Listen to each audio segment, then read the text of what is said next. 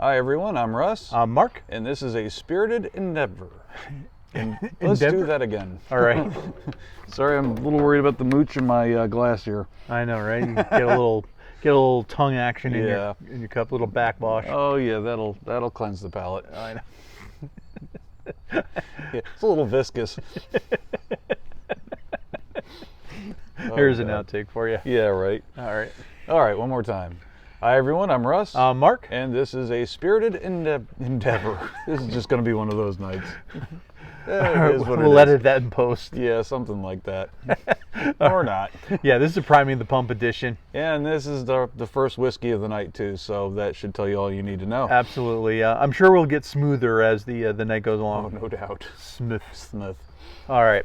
So this is going to be a little bit of a series that we started. I don't know, about 2 weeks ago. Yeah. We did some Priming the Pump episodes last week, and we're continuing it on week 3.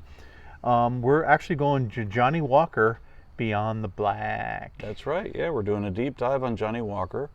If you check out the channel, you'll see we've done a couple of them already. So we did the blue label, we've done the black label, and the green label. Yeah, which wow. Ooh, yeah, that was a good one. Check that video out. That was a terrific one. Yeah, I think both of us have been very pleasantly surprised. I don't know that I had low expectations, but I didn't expect them to be as good as they were in some cases. And what I found too is, as we've gone through this, I've come with a new respect for Johnnie Walker. Agreed. And I think they were just easily dismissed off the bat and everything, because they're so popular. They're and not that we shy away from popular whiskeys, but there's certainly expectations in that, and certainly folks have opinions about that one. Yeah. So so we wanted to do it justice, and honestly, it took us a while to kind of come around to it. Agreed. Because we were, we started off with, we're in Scotch, and we did some blends at first and everything, and that was kind of interesting, and single malts, and we kind of traipsed around the world trying different different whiskeys. Well, the whiskeys came to us. We didn't actually go. That's good point. But it was really interesting kind of visiting Johnnie Walker, kind of going back to them and saying, okay, well, here, I think now we've learned enough where we can really appreciate what goes in that bottle. And that's a really good point. I think that really worked out well for us, the fact that we didn't hit Johnnie Walker hard early on. We've had, we've been on this whiskey journey now for a bit over a year, and we've had enough experience and developed our palates a bit to where I think we're better able to pick things out from these whiskeys, because look, they do tend to be a bit more subtle compared to like a single malt, at least certain ones, but there is significant flavor in the ones we've tried, and that's been the pleasant surprise for me. Yeah, absolutely.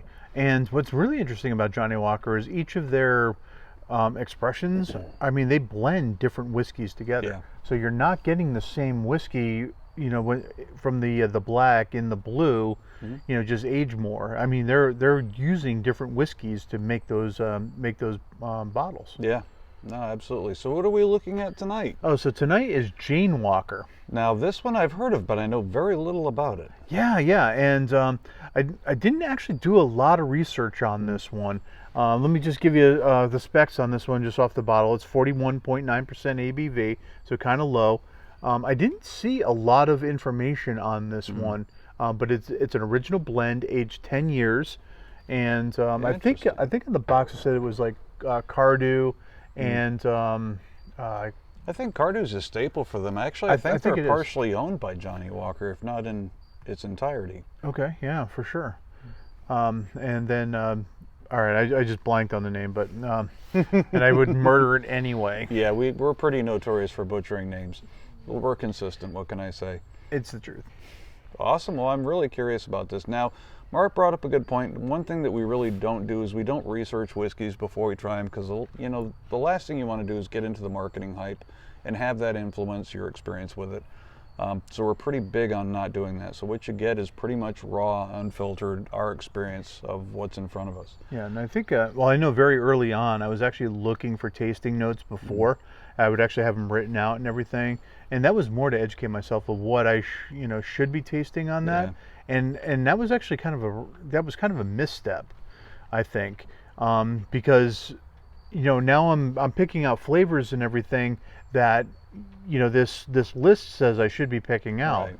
and maybe not not trusting my experience and Yep. approaching it the way I would have approached it. Yeah. So I've stopped doing that. Well, and tasting is a very personal thing. It's based on your life experience. You have to have previous experiences to draw from to be able to recognize, okay, this tastes like apricot. If you've never had apricot before, then you're not going to say that.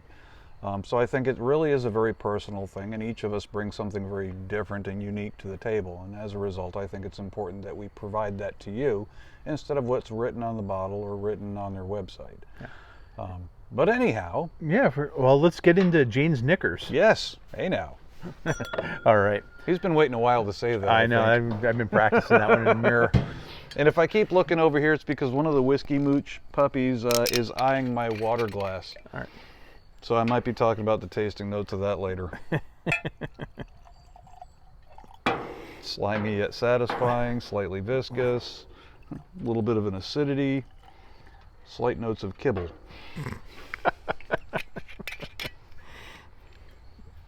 So one thing we've noticed with our past experiences with Johnnie Walker is the color does tend to be pretty consistent across all of them, which leads me to believe that they are adding color, which, with a blended whiskey, I think that's Sure. kind of important. Yeah, absolutely. I mean, you're dealing with different whiskeys, and certainly, they have an image. They have, Yeah. something when you can look at it and say, okay, well, that's probably a Johnnie Walker. Yeah. There's certainly a little bit of that to it, but batches can vary. Yes. Yeah, Especially when you're getting them from other distilleries that you don't have control over. Barrels have an impact on color, and of course, barrels run the gamut. It all depends on the lumber that was used. Yeah, for sure. And then with especially something like Johnnie Walker, there's a consistency with it, Yes. that they try to attain, and that's a blending process. And the whiskey itself could be lighter or darker, depending on how they're blended. So adding color to that can help with the consistency. No, absolutely. You're absolutely right. Well, let's see what this one's all about. Okay. It's beautiful color. I mean, Yeah. there's no doubt about it. Dark amber. Yeah. Oils aren't anything to write home about. I mean, they're Yeah, not it's bad, kinda but they're thin. not impressive. Yeah, Jane, I think, has peg legs, but Interesting. oh, Very different on the nose from very the other different. ones. Perfumey. Yeah. Floral. Buttery. Mm-hmm. Buttery and floral. That's the two that really come across my palate nose. Yeah, I'm not getting any smoke or No. peat or anything like that. This is, I think, just made to be like what's that caramel? The milk caramel, Tres de Lich? Tres de Lich? I don't know. Yeah, I'm ordering that I one. don't know how to Yeah, pronounce it, but yeah. I know what you're talking about. Yeah, it's got a little bit of that, but like rose petals. Yeah. Little grain nature to it. Yeah, yeah. Like a little dusty, like a little dusty grain in there. Yeah. Interesting. But yeah, rose petals. Yeah, that's very unique. Yeah. Well, cheers.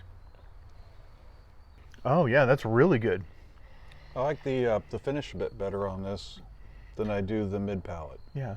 Well, yeah, it's a little spicy on the tongue, and then sort of mid palate and everything. It kind of does a little funk, but the flavors on that are, I'm getting like caramel apple.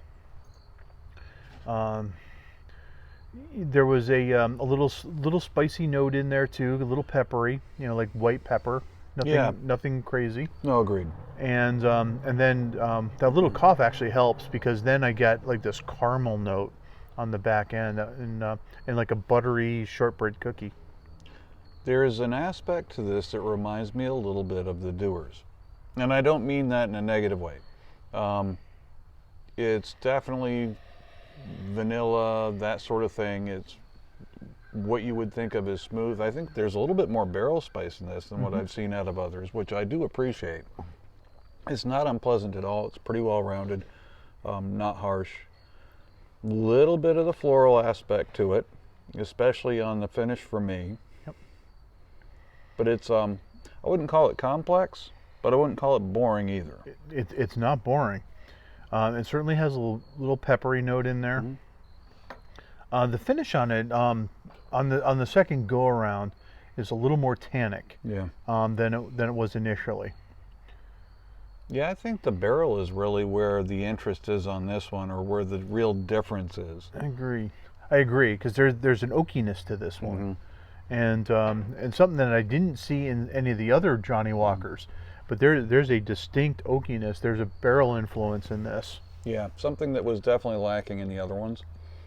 Seems like that's the main star of the show in this particular case. Interesting. Yeah, that's